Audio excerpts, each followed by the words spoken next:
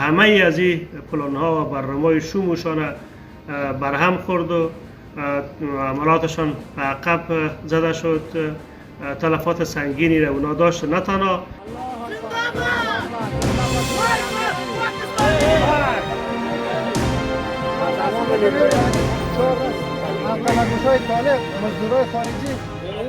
از یک اراضی وسیع و بسیار کلان تخار، بلکه حتی طالبای بدخشان، طالبای قندوز در یک حمله تهاجم از چندین استقامت چندین بار اونا حملات داشتند، ولی خوشبختانه تمام پلان‌ها و برنامه‌هایشان جهت سقوط شهر طالقان برهم خورد. من مطمئن هستم که انشاءالله بعد از تحکیم کمربندهای شهری و مقاومت سادگی که فعلا وجود داره، در مرحله دومی نیت و برنامه مایی است که بعد ما کمربندهای شهری را توسعه بدیم.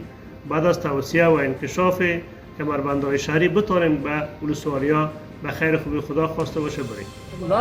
خیلی دلار زخامت میان مردم ملت خودشان همکشان به خاطر خشونتی روی پاکستانی‌ها. لعنت خدا. همه شما آگاه هستید در جریان هستید. دشمن متواتر شب و روز عملات خود بالا طالقان شدت بخشیده.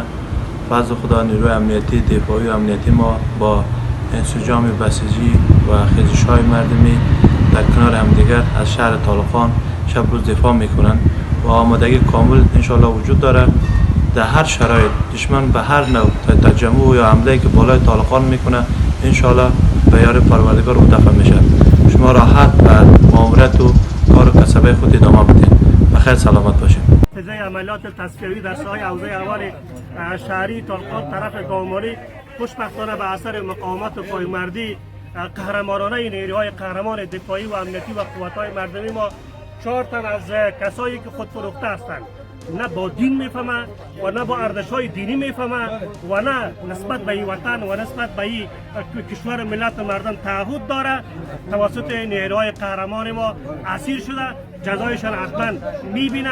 با چشم سر اینا میبینن که در اینجا نه یهود است نه کفر است، همه مسلمان است، همه کلمه گوی است، همه عقیده و توحید داره، عقیده و رسالت پیامبر داره.